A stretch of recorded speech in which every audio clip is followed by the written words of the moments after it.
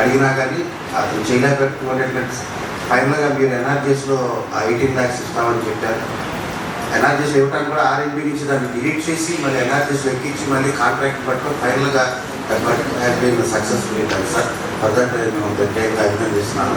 ఆ వర్క్ చేయటం వలన సంక్రాంతి పండుగ నాటికి ఆ 2 మండలాలకు సంబంధించి ఎక్కడైతే అవుట్ స్టేషన్ వాళ్ళందరూ కూడా వచ్చినప్పుడు అందరూ కూడా చాలా సంతోషం వ్యక్తం చేశారు. సోషల్ మీడియాలో ఆ పర్టికులర్ బిట్కి బికాస్ ఆ పర్టికులర్ 200 meters కోసము ఆ రోడ్ వేసిన అందరూ మర్చిపోయి దీన్ని చూసేది.